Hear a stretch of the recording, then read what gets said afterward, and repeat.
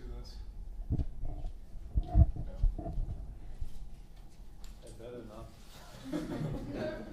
Next question.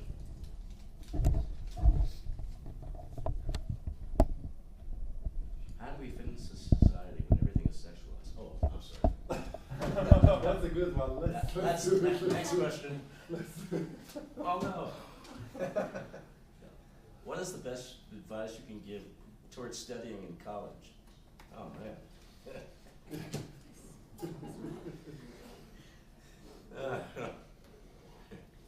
Why would you go to college if you want to study? What's up with that?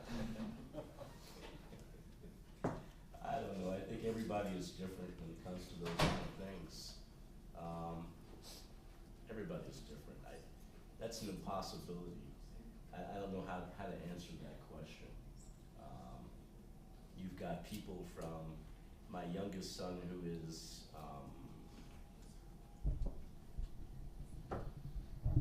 what's the word I want? He studies all the time. I mean, he's a head case. He studies everything all the time. That's his entire life. I mean, obviously has a spiritual life too. And who has, a memory like almost a photographic memory, so that he doesn't even have to study. So, somebody like that boggles the mind.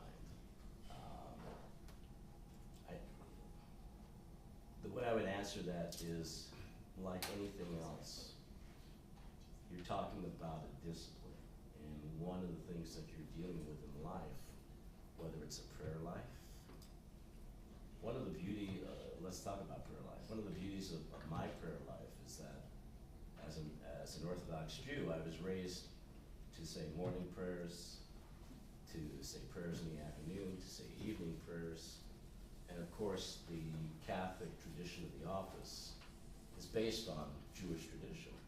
So that launching myself from, it was almost seamless, because at the end, towards before I got married, I was actually becoming more and more religious as a Jew. So that to move from saying morning, evening prayers, and saying them in Hebrew, to now saying the office was a very easy move. But you do that as a discipline. So when I wake up in the morning, the first thing I have prayers I say before I even get out of bed, and as I'm getting out of bed, and then eventually I'll get to the office, and I have a novena that I say. I have different things I say.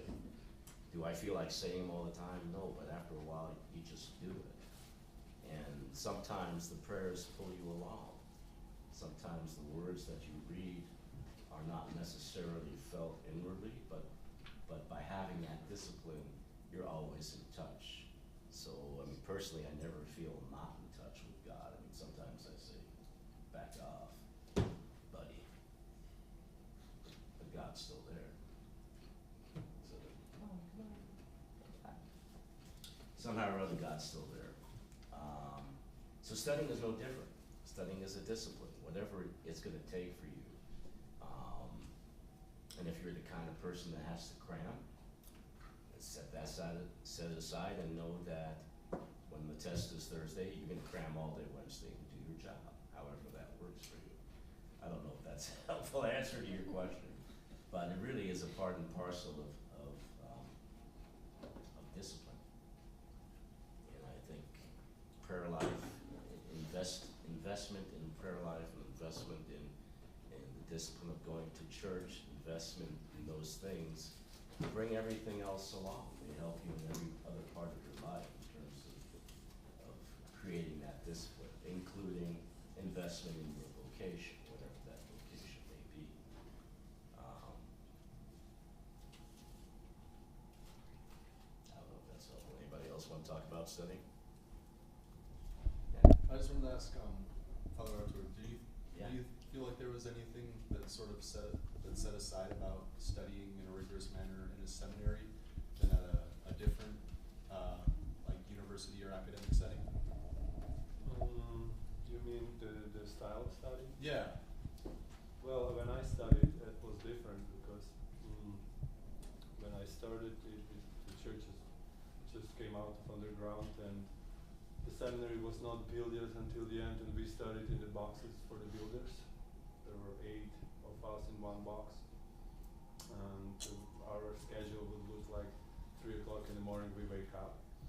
4 o'clock we start going to the church. Take us half an hour to walk, would be like maybe 1.5, 2 miles. Then from 6 we would have breakfast and we would start studying until like 7 in the evening, and that would be, we would go like this for 3 days and then they would let us go home. that was the schedule. That was rigorous, yeah. Yeah. But yeah, so Yeah, there's nothing like repression to keep you going. yeah, it's almost like all night vigil.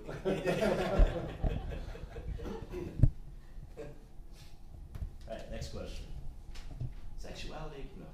I've heard that the person who sings to God is praying twice. What would you comment, share, suggest with regards to this?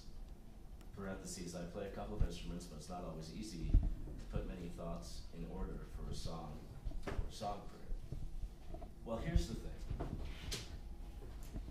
There's a beautiful tradition in Hasidic Judaism called the Nigun, N-I-G-U-N, and this particular sect of Hasids, of Orthodox Jews, believe that anything can be made sacred. Anything can be made sacred. So what happens is they will take melodies from anywhere. It might be commercial melodies that you've heard, and singing the melodies or adapting it to prayer turns those melodies for the Orthodox Jews into something sacred. And because now you've brought that melody into a relationship with God. One of the fun things that happens at the end of a Jewish service, there's a hymn called Adon Olam, in which that literally gets any song.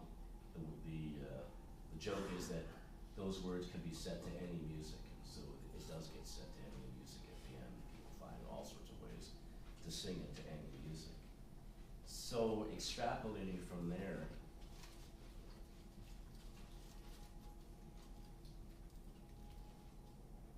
there are so many ways to pray, and I think that's a very personal thing.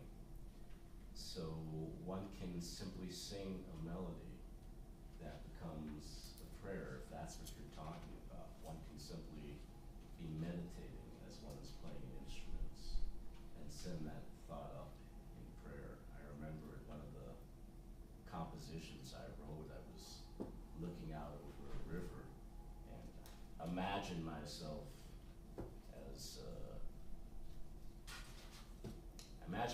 some Native American, I don't know, I sort of went into a trance and started singing to myself and singing the tonal tune and singing it as a prayer. And the odd thing was that when I did that, I remembered everything.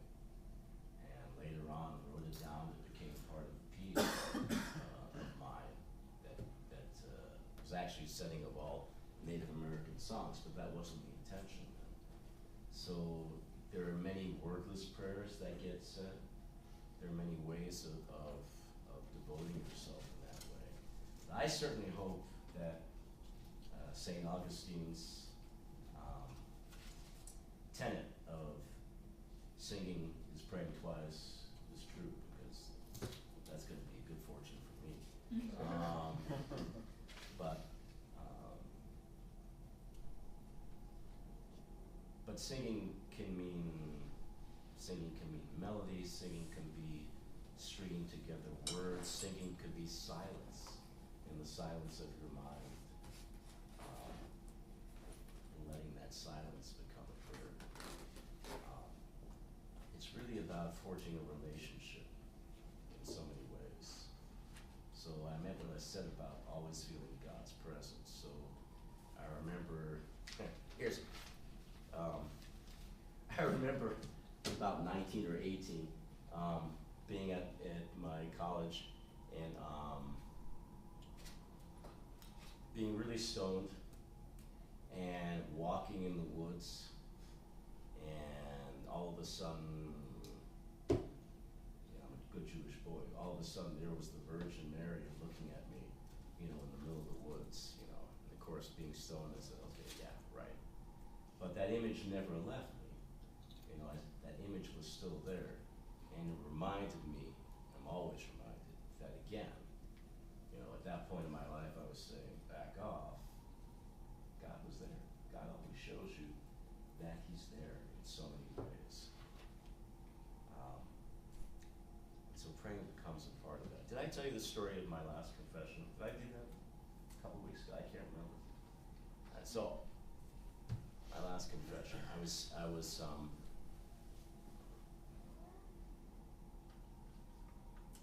like to go to Immaculate Conception to do confession because some of the people there are very good at it, and also I don't trust the priests in our church to hear my confession. So, I just came in. well, I never did. But anyway, so I went to Immaculate Conception in the middle of the afternoon, and I was there early. And I was sitting there in this complete church, nobody there, way before confession, and letting my mind run.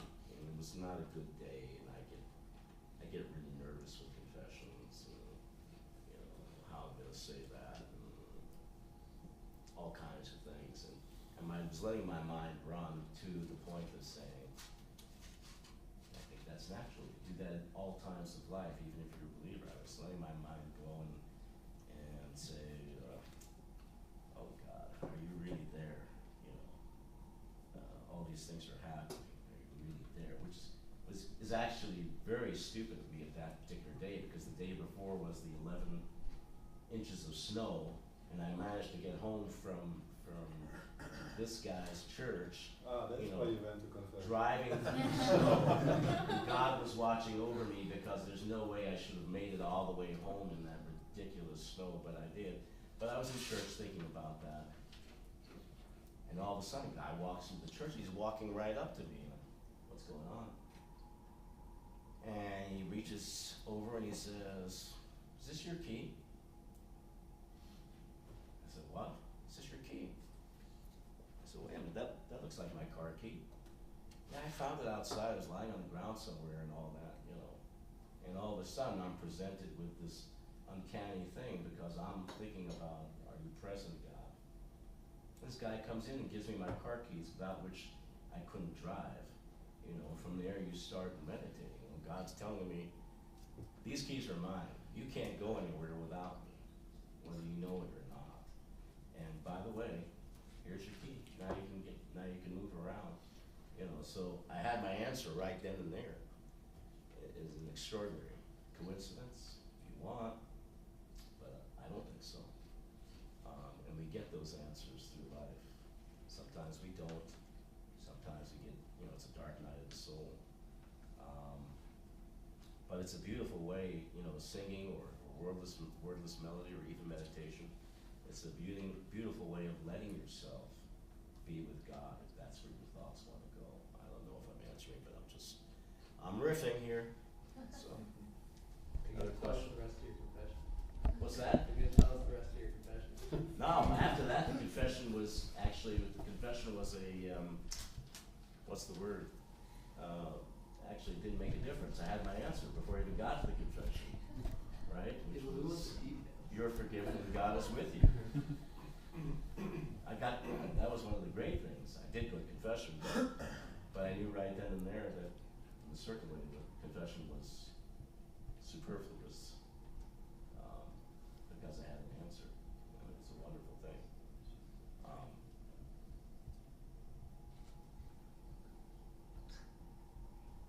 More on this topic, sing. All right, let's go. I knew this was coming. How did you personally come to the Catholic faith? What was the deciding factor?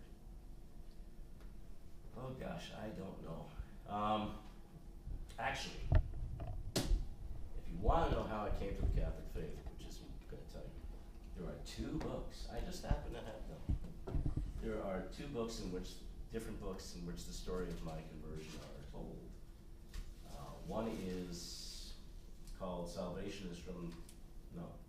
called Honey from the Rock, by the author of Salvation is from the Jews, and that's Roy, I can't remember his name, I'm so bad. I'm this way with my music. What is the name of the book again? So, Honey from the Rock, Honey. Ignatius Press. It should be in the OLPH bookstore, but only my wife's conversion story is in the OLPH bookstore. OLPH, is it still there? Hers is, but not mine. What is Hers is called, the book of stories is called The Chosen, and that's by Donna Steichen. It's gonna come to me in a second. Roy, I can't remember, but it's also by Ignatius Press. And then there's an earlier version of the conversion story from the book called Bread from Heaven by Rhonda Chervin, edited. And both those collections by Roy Schumann, but it sounds like Schumann, but it's spelled like Schumann. S-H-O-E is the author in his famous book, The Salvation of the Jews, and their collection of stories. How they personally come to the Catholic faith. Well,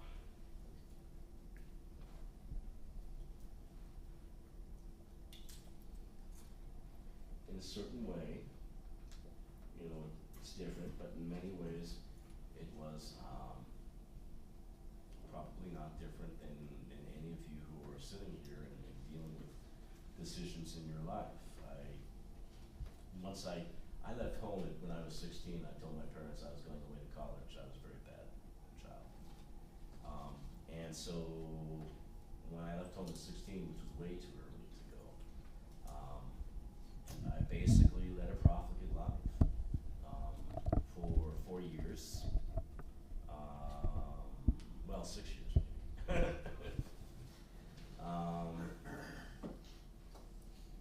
And you know, bad romance, whatever. You know, at the end of my master's degree, I reached rock bottom, and went on to yet another school, leaving everything, feeling pretty much at rock bottom. And then over the course of a year, I was at Stanford University at that point, started writing to my wife, not my wife then, but Stephanie, who I had known in high school. We just known each other as friends in high school, and at various points got in touch, and I started writing to her, and that set up a correspondence. And in the meantime, I was getting more and more religious, so I was in the Bay Area, and there was a group of Orthodox, a sect called the Lubavitchers, who actually are evangelical Jews. They go around with vans, and they bring study, and they belong to a sect that follows a particular rabbi who has a beautiful, beautiful spiritual tract. I don't even know what it's called in English. I can tell you the name in Hebrew, but it's a beautiful tract, and it's very spiritual. It's very, well, that's all I can say probably. I don't know how to describe it. But it's akin to, probably akin to something like one of St. John of the Cross's books, or one of St. Teresa of Avila's books, in terms of how we're approaching life. Maybe something like Interior Castle, where you're describing all the ways to form an interior castle that's devoted to God. And so in a certain way, I was being converted back to the Jewish faith first. And during this year of kind of, again, while I was pursuing a doctoral degree at Stanford, I was writing back and forth to Stephanie. And in the conversation, Stephanie had become a convert. And she had become a convert to Catholicism through her godparents, Alice Foster Brad. In fact, Stephanie was in New York celebrating her 92nd birthday with her at dinner last week. And Dietrich von Hildebrand, who's a Catholic philosopher. And we started discussing taboo issues, taboo for me, that is the New Testament. I'd never read the New Testament in my life. And so in that discussion, we were going back and forth. I started reading the New Testament. And in reading the New Testament, I understood so many of the questions that I had as a child, because I always asked myself the questions. there's a kind of rigidity to orthodoxy that I felt was rigidity that puts the law as at the head of its, that's where the Pharisees come from, that puts the law as being more important than the sense behind the law, if I can explain it that way. That, well, the depiction in the New Testament, in fact it was read tonight, of Jesus curing somebody on the Sabbath, and that being a no-no, is very real, you know. And so, in reading that, it opened up to me all the questions that I had, and it really became very, very plain to me that, oh my gosh, you know, this Jesus is somebody different and special, and it kind of answered a lot of the problems that I had with being an Orthodox Jew. So at a time that I was becoming more and more Jewish, I was reading the New Testament, I was reading St. John, especially, and commentary on St. John, and because my wife sent me a book by Dietrich von Hildebrand, which was all in it was a paperback and all in tatters, I started reading that, and then I took the book to a bookbinder and bound it and made it solid and sent it back to her. Those things started opening up my world. It was another, at least year and a half before I came back to New York again in that letter writing, and then established a relationship with Stephanie, and to be so forthright, how do I say this? This would be embarrassing. I don't think we got past third base anymore, if that makes sense. So, which was a very difficult thing for somebody coming out of a completely different kind of background, you know. So here I was dealing with a woman who was very, very pure and very, very, that was completely different from me.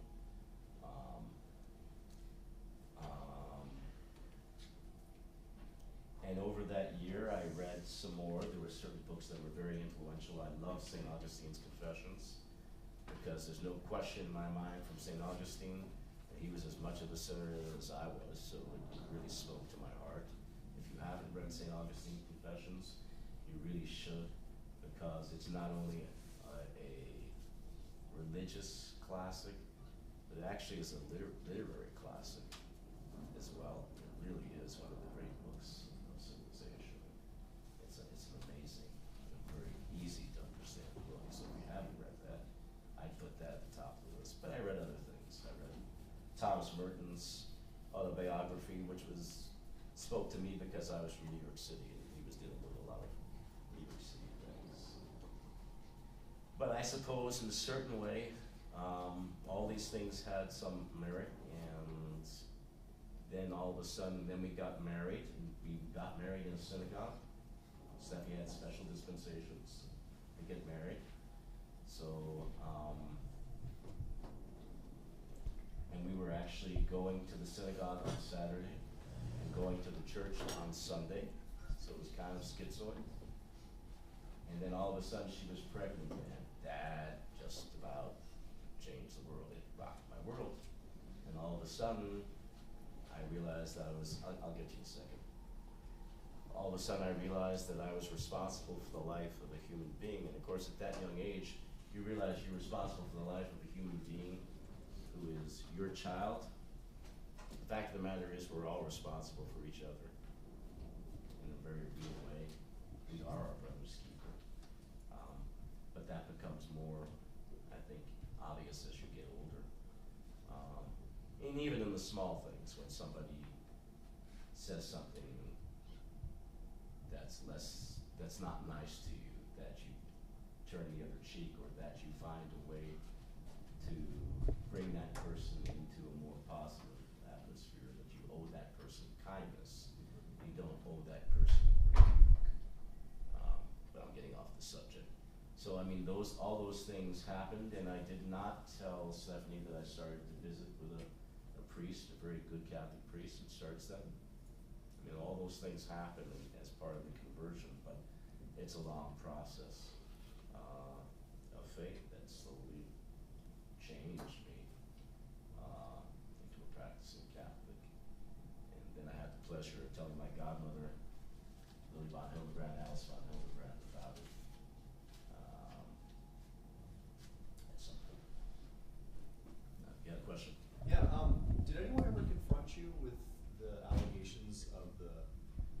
supposed anti-Semitism within the Catholic Church?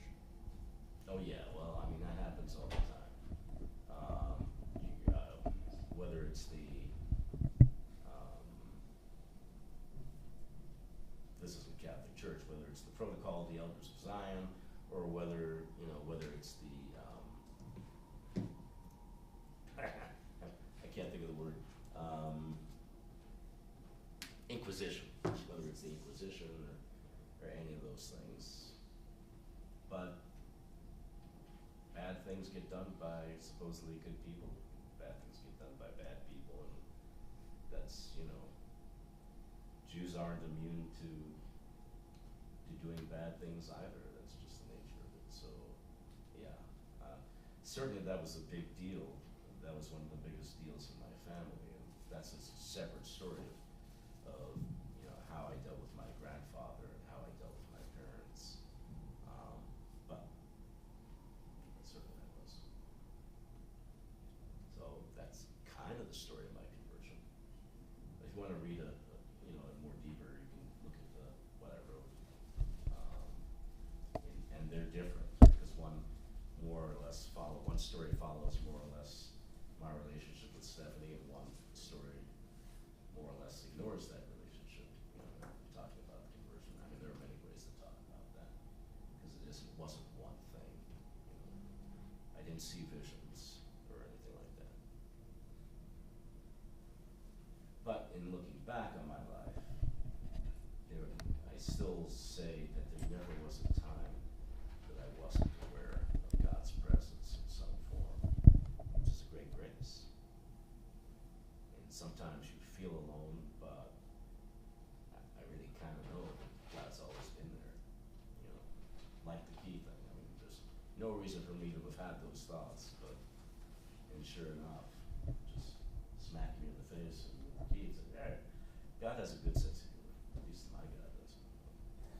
More questions about this? Please don't be sexual. How does one go about researching,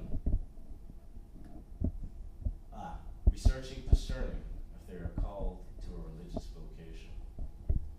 Well, that's a good question.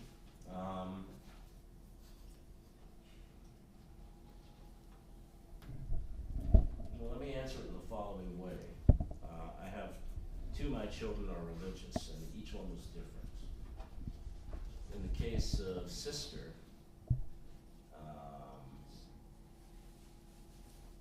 she actually went to college for a year, and in that year,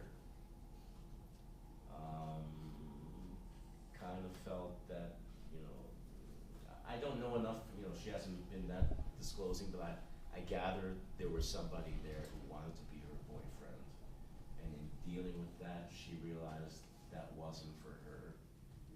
That was one part of it, but I may be reading into that situation. She's never discussed that. But part of her process was visiting various groups, and she had worked with the priest in our parish who sent her out to various communities. I think she visited 3.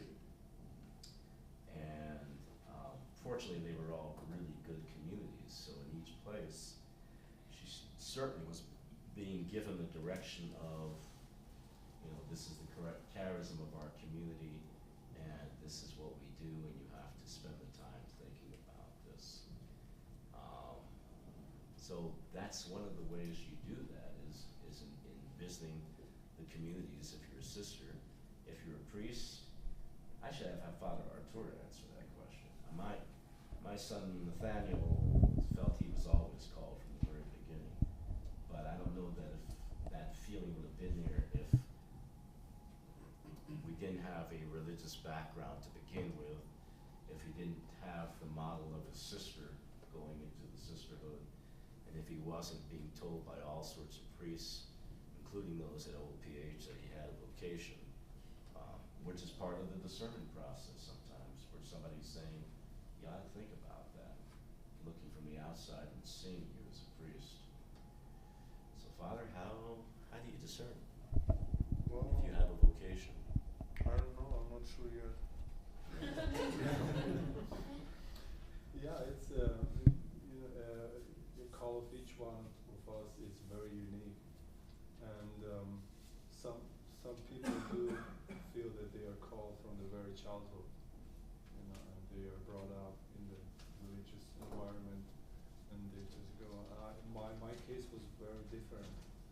I was brought in the Soviet times when there was not much at all of religion. And if I would consider why I started discerning priesthood and on the way to priesthood, it would be, when I decided to enter seminary, some people said that I got to the seminary as a Pontius Pilate got to the creed. It happened to be there, yeah. So it's it can be very, very interesting. My conversion started when I was 19, but conversion to God. I was baptized when I was 2 weeks old. But the time was just, it was forbidden. But everyone was inside. I always felt the presence of God, and God was leading me. It didn't matter what decision I made, God was leading me. He didn't let me do things that would hinder me from saying yes to Him, ultimately when I was like 18. And I didn't realize that, but the moment came that when, the people, my guardians, like my godmother, the father of my godmother, he was studying during the Blessed Romsha times, and he wanted to be a priest. And he didn't get to be ordained because the Soviets came in 1945. He was a 5th year seminarian, and they just, closed the seminary. And he got married, and he didn't get ordained. He was just scared because then he would go to the jail or to Siberia, and he always dreamt of that someone from his family would continue that. And I don't know, but he picked me, and he was the father of my godmother. And when I finished college, he just came to me and said, Arthur, I think you are a good candidate. And for me, it was like, for me it was not like something really I didn't know about or something. But for me it was something like completely something really new. You know what I mean? And the Soviet Union just fell apart like a year or two ago. And I was posed with such a question. Like, you have completely different plans, you have completely different life, and you just posed with this question. It's like, follow me. And what are you, you read the gospel, they say, follow me. And and they followed him, right? And that's it. Right? You read. So I was posed with this question. And what did I reply? I said yes. But my yes was just yes from me, Arthur, as being done. And God just needed that. He picked that. And that's it. That's what and then I just went in. My life just changed completely. God was working. He wanted me to be there.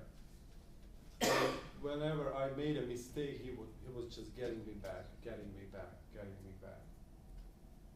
But with me, it happened just like that. And then I brought my family back. So I was not brought up in a religious environment, but I just said yes, simply. And I was curious. I wanted it. I desired it. Was something new that I wanted to know. And God just picked it. And he was caring about me. Otherwise I would never accomplish, I would never be here unless God let me. I messed up so much on my way that I think that God was so patient with me.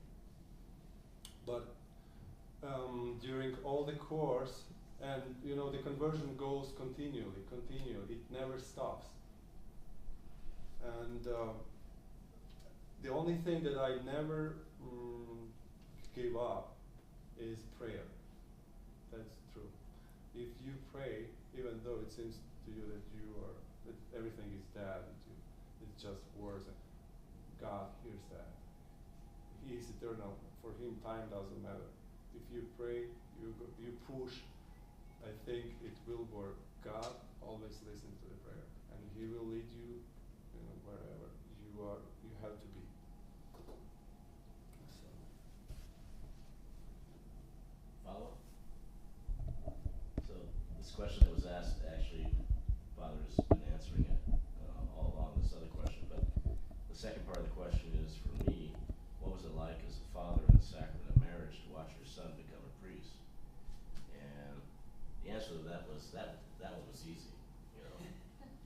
For fathers and daughters have special relationships. Fathers and sons do too, but the relationship, I think, with the father and the son is that it's natural. You want to go out, you want your son to go out there and achieve and do whatever it is. So becoming a priest is sending your son out to the world to do what he's supposed to do. But my daughter, at the age of 17, wanting to enter the convent, my daughter, I wrote a pop song about her when she was a little girl that got sung in the cabaret, because I also did a cabaret about growing up and what she was going to do here at this stage, and then coming to her dad when her boyfriend, messed her up, and I would comfort her as a father, and all those things you think about it. My daughter is going at 17 into the convent. That's just not right. So yeah, the natural question was, you sure you don't want to finish college? You only been here 1 year. But she was convicted. She wanted to go. And so yeah, that was really hard. And then to find out, what? I can't call you anymore? What, you're not going to even speak to us or write to us during Lent? What, I can write letters to you like once a week, but I can never speak to you on the phone? Those kind of things. It was like, of course, that's an adjustment for a father. Of course, I'm very proud of her. She was one of the founding 12 of an order that's now, in the hundreds. But that was very difficult. It's a natural kind of situation, I think, probably for a father and daughter. And she was my oldest daughter as well. So it was a big deal. That wasn't easy. But you get used to it. And now she's, sort of a mini Mother Superior, the small, because they're being sent out, to places 5 at a time. And so now I can't actually call her, once a month, those kind of things. But those are small sacrifices. And she's living out her life and what that means. And in a certain way, it's no different than your other children living out their lives in their own way. In some way, you come to terms with each of your children, becoming their own persons, and really don't have your influences there up until the point where they leave the home, and then you've done your job. It's too late after that. I'm going to pass this one on to you, Father. How do you approach someone who's an atheist to discuss the possibilities and existence of God? I just refuse to give that talk. What? Even though I grew up in an atheistic country, I never was. I don't know. You don't know? Somebody else know? I never was an atheist. It's impossible. Well, I would give a general answer to that. And that is, you accept and love every person where they are at. It goes such a long way to be a model for the other person. And by model, I mean you're strong in your convictions, you are. I think proselytizing, I'm sure it's okay for some people, but proselytizing is never, I don't think is as successful as simply being example, letting that example show to the other person, which is a long-term whatever. If the atheist is somebody who's in a it's simply gonna take years or whatever it is. Your example is gonna be the most important thing, but also accepting somebody where they are, and working in subtle ways to deal with them rather than arguing about the existence of God. Like this cute little story I told about confession. I could tell that to an atheist, and they can sort of, laugh and say, "You fool, it's just a coincidence." But they've been heard the story, and that's in the back of their mind. And so, little by little, there may come a time where you just never know. The things that you say, the example you give, affect people in ways that you can possibly not know. So you are who you are, and you're open to God working through you. I think that's the most important thing. You don't hide who you are. So, for example, everybody in the Department of Music knows that I'm Catholic, knows that I'm a believer. But I don't proselytize, I don't say anything to them. They don't know what it is. I have a bas relief of St. Cecilia on my piano, but they have no idea that it's St. Cecilia. I have a little icon on my file cabinet, I have another icon on the wall, which is Mary, but for them that's just art. But there are subtle ways, I'm saying, there are subtle ways, and you don't know what person is gonna ask. What is that? Well, that's really beautiful. And you never know when people are gonna be open to that. And I think there's a certain respect that you get by simply being who you are and not being afraid to show who you are. That actually is helpful to people. Because people are afraid. The first question was about sexuality. People are afraid to say, that person shouldn't be dressed that way.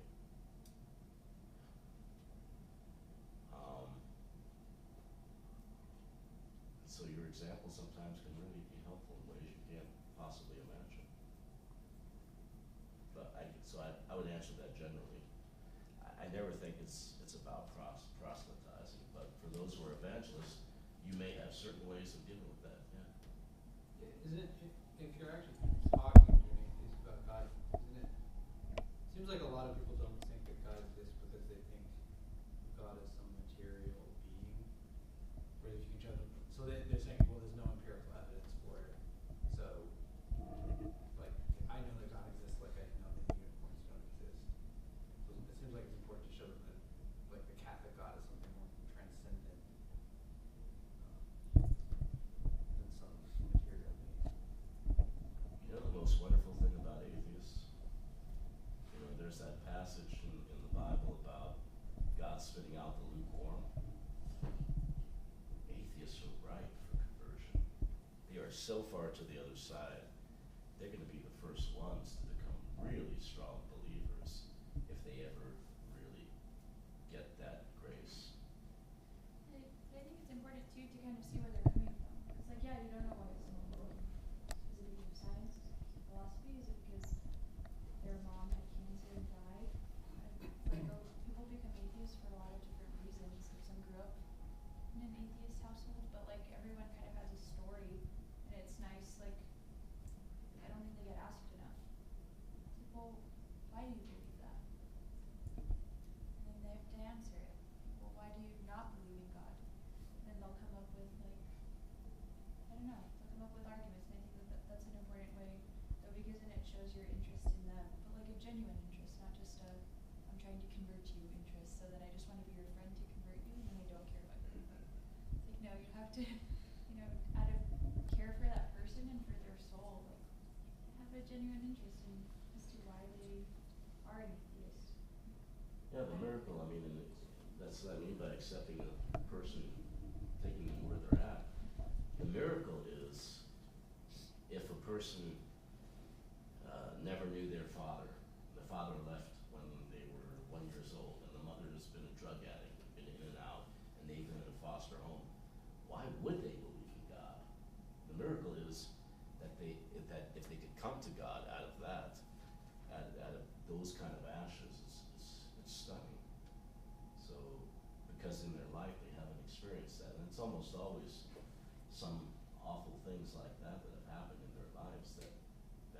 them to being open. The Something beautiful like thing that. is that all of you are Catholic and have the beauty of the faith, so then all of you should be able to give a perfect example to the beautiful witness of God. So then, just should be easy conversion in a sense. Also prayer and sacrifice. Offer prayer and sacrifice for that person. Daniel Fogg is a perfect example of all of those actions.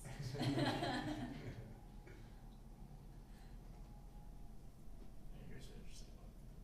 What do you say to someone who says indulgences were born from corruption in the church? Just kidding. I'd say.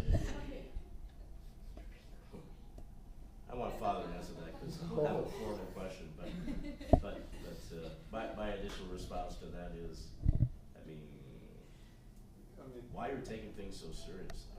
I understand indulgences, the church takes from the merits of the saints and Christ, it's like a saving account.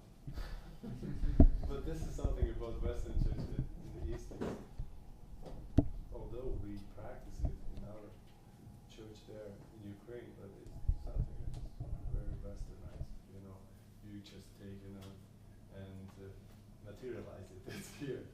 300 days of indulgence, 500 days of indulgence, plenary indulgence. Yeah, I mean, the way I look at it, certainly. You put it into God's mercy into finite numbers. Who knows? Maybe your prayers would cause someone to convert, and his soul is priceless. You cannot get some way. I like this question. Yeah, I mean, the way I look at it is, of course, the use of indulgences was corrupted at some time by bad people, and that's natural.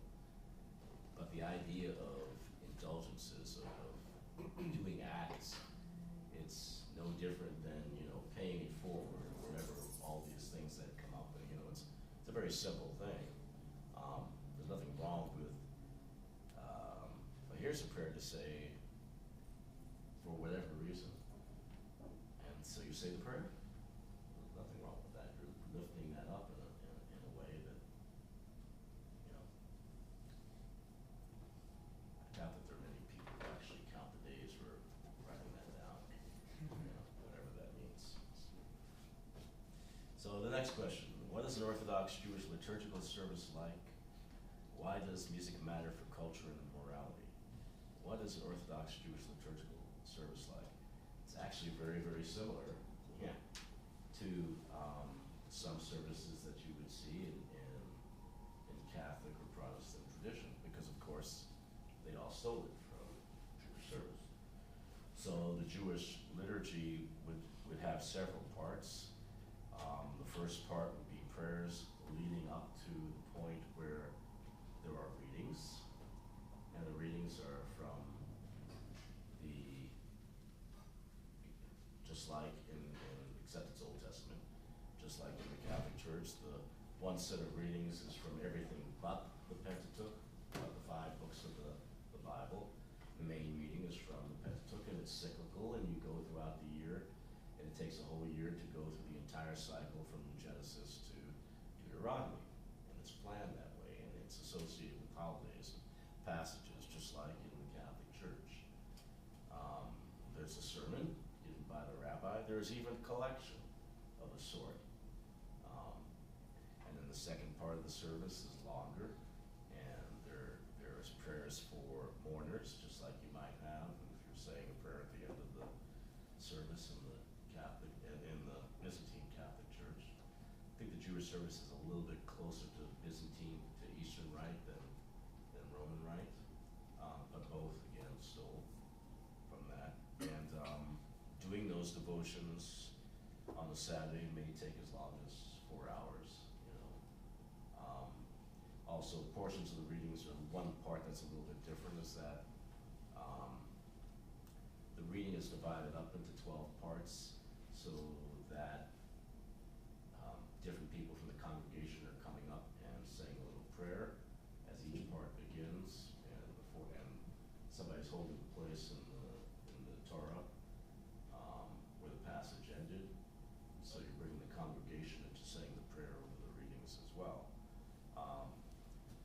would say in a certain sense that in the Jewish service, and this makes sense, the Torah itself, the 5 books of Moses, the scrolls, which are in the tabernacle, is really what was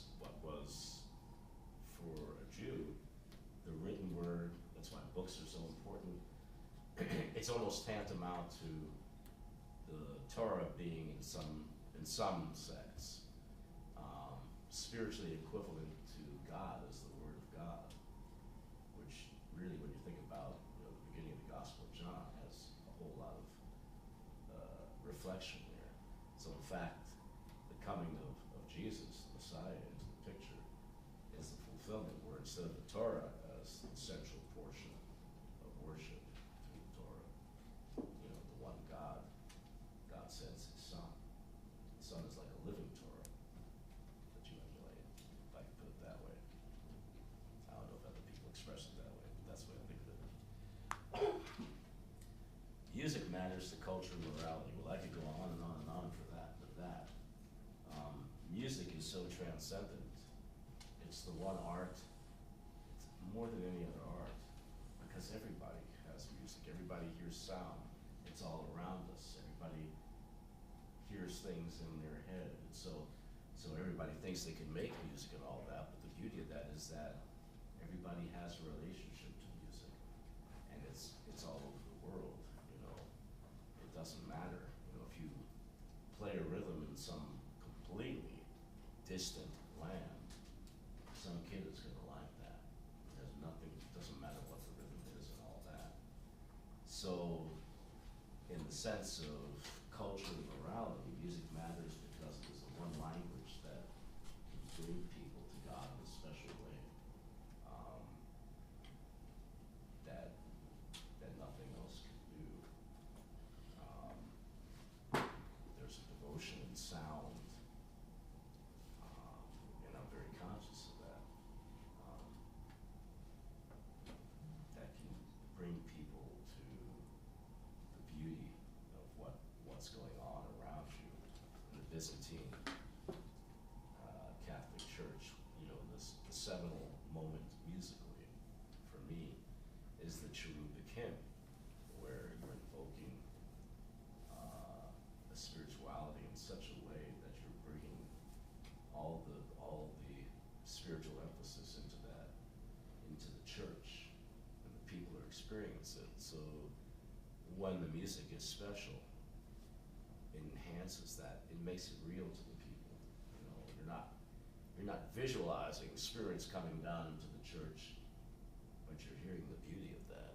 Am I saying that in a way that makes sense?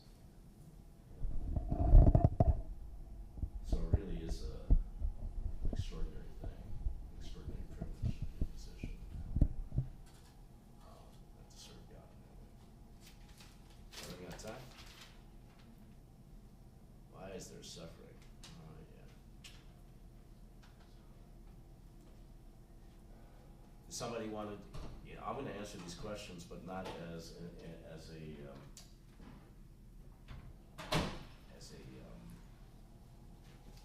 what's the word I want? Not as an apologetic, because I don't have that down. So somebody should be able to answer this much better than I can. Why is there suffering? How can an all-loving God allow suffering? I don't know. Maybe I'd rather turn that over to the apologetic. Yeah. Original sin. We sin, we have free will. So, the easy route is, with original sin, those bad things were allowed in the world. Not by God's will, but it was like by Adam and Eve. They chose, they had like the perfect world. They had no. Why is there, counter question, why is there sin? Because Adam and Eve had free will. Why God allows sin? Because of free will. We have our own free will to That's choose. the answer to the question, why there is suffering? You choose it. You choose the suffering. Mhm. Many times we don't even know what we choose. We are blind. We think we choose something for our good, but actually we choose something, that we later on pay for.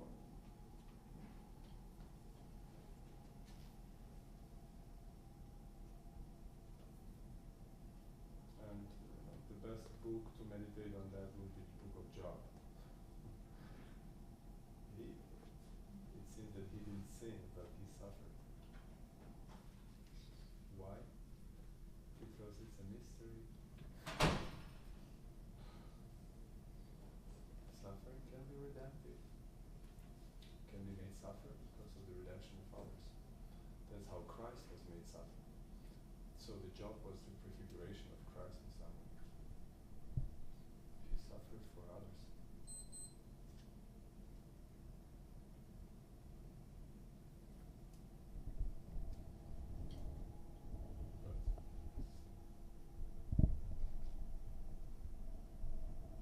So how much time do we have to? I don't know, it's 8 o'clock. Before we end though, we don't have a speaker on an atheist talk, but we were wondering if you guys are still interested in that topic or you wanna know something else.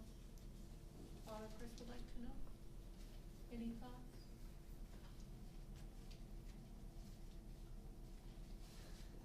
Do you want me to give it? Wait, I know a guy that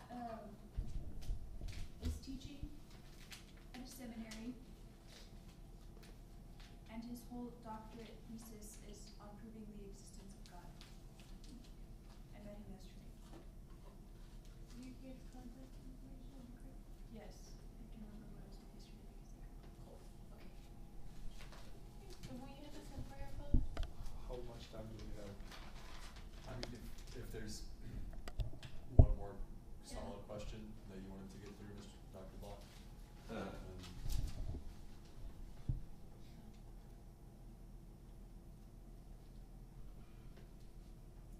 Well, would anybody else like to ask a question? I put it that way, because we kind of covered a lot of this. You want me to riff some more? I can do that.